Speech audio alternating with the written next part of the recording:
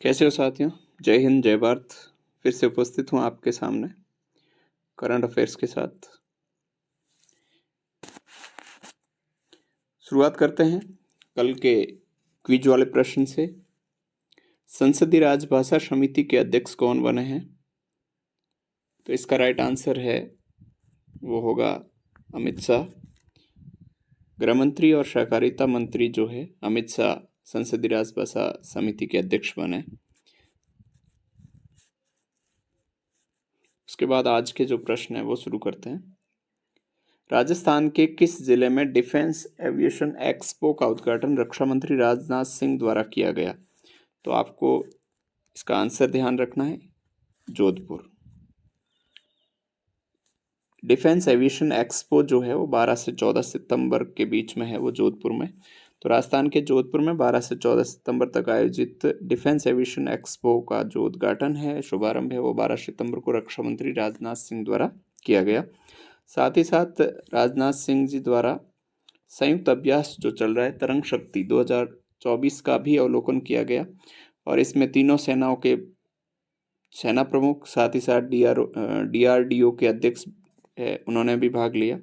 तो ये आपको ध्यान रखना है, डेट ध्यान रखनी है, साथ ही जगह ध्यान रखना है और तरंग शक्ति का भी ध्यान रखना है, डिफेंस एविएशन एक्सपो का भी ध्यान रखना है।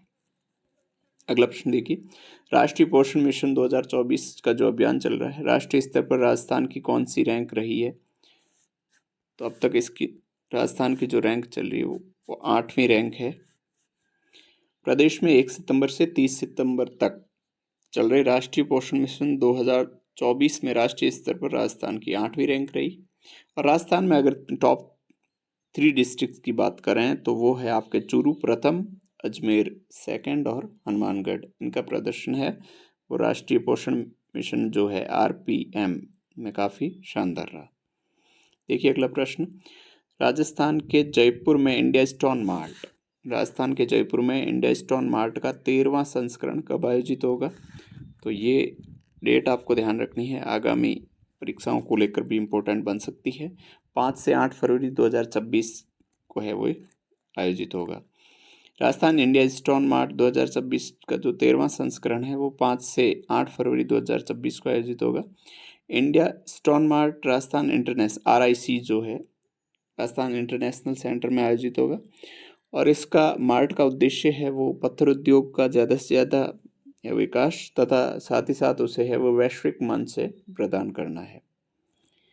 देखिए अगला प्रश्न, राजस्थान राज्य विधिक सेवा प्राधिकरण द्वारा राजस्थान में किस अभियान की जो है वो शुरुआत की गई? तो इस अभियान का नाम केवल आपको याद रखना है, विधिक चेतना अभियान 2024। राजस्थान राज्य विधिक सेवा प्राधिकरण द्वारा राजस्थान में विधिक चेतना अभियान 2024 शुरू किया गया। इस अभियान का मुख्य उद्देश्य लोगों में है वो कानून के प्रति जागरूकता पैदा करना है। अगला प्रश्न देखिए, अखिल भारतीय राजभाषा सम्मेलन 2024 का आयोजन है वो कहाँ किया जा रहा है? तो ये अपने जो है वो नई दिल्ली में आयोजित किया जा रहा है। अखिल भारतीय राजभाषा सम्मेलन 2024 का आयोजन जो है वो नई दिल्ली के भारत मंडपम में आयोजित किया जा रहा है। यह अखिल भारतीय राजभाषा सम्मेलन का 4था संस्करण है जिसकी अध्यक्षता गृह मंत्री अमित शाह कर रहे हैं।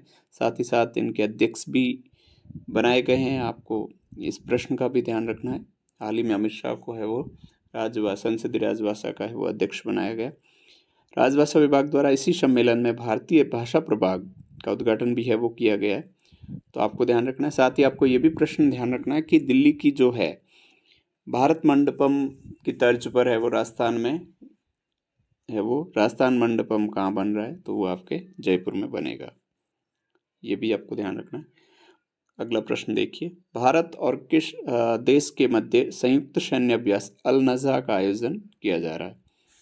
तो अल नज़ा का जो आयोजन है वो 13 से 26 सितंबर के बीच में होगा, भारत और ओमान के बीच में। आइए देखते हैं रिलेटेड फैक्ट्स। भारत और ओमान के मध्य संयुक्त सैन्य अभ्यास ओमान के जो सलालाह में आयोजित होगा। संयुक्त सैन्य अभ्यास के 5वें संस्करण का आयोजन 13 से 26 सितंबर तक होगा और इस संयुक्त सैन्य अभ्यास में भारत की तरफ से है वो मैकेनाइज्ड इन्फेंट्री रेजिमेंट टुकड़ी के 60 सैनिक भाग ले रहे हैं। प्रति 2 वर्ष है वो भारत और ओमान के बीच में संयुक्त सैन्य अभ्यास का आयोजन होता है। तो एक बार ओमान में आयोजित होता है, वहीं दूसरी तरफ दूसरी बार जब आयोजित होता है तो भारत में आयोजित होता है। तो फिलहाल है वो आपको ध्यान रखना है, वो ओमान के सलाला में आयोजित हो रहा है। देखिए अगला प्रश्न, ये आपके ध्यान रखना है, RCDF से रिलेटेड प्रश्न है। राजस्थान कोऑपरेटिव डेयरी फेडरेशन द्वारा सरस दूध की शुद्धता और गुणवत्ता सुनिश्चित करने के लिए कौन सा अभियान चलाया जा रहा है? तो ये अभियान चलाया जा रहा है आपके सरस अमृतम अभियान।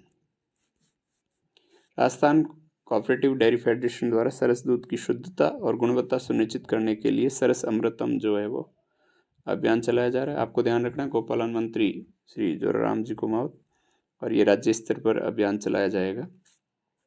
देखते हैं अगला प्रश्न, हाल ही में स्वदेशी सुपरसोनिक लड़ाकू विमान तेजस मार्क फर्स्ट की तैनाती है वो कहाँ की जाएगी? तो ये तैनाती की जाएगी बीकानेर के नाल एयरपोर्ट पर। आइए देखते हैं रिलेटेड फैक्ट्स। स्वदेशी सुपरसोनिक लड़ाकू विमान तेजस फर्स्ट की तैनाती बीकानेर के नाल एयरपोर्ट पर होगी। और ये जानकारी जो है या अभी डिफेंस एविएशन एक्सपो जोधपुर में हो रहा है, उसमें DRDO के अध्यक्ष है समीर वी कामत, उन्होंने है वो जोधपुर एक्सपो में ये जानकारी दी। देखिए अगला प्रश्न, south Asian junior athletics championship में जयपुर के सिद्धार्थ चौधरी ने जो है वो कौन सा पदक जीता? तो गोल्ड मेडल जीता है, स्वर्ण पदक जीता है, ध्यान रखना आपको।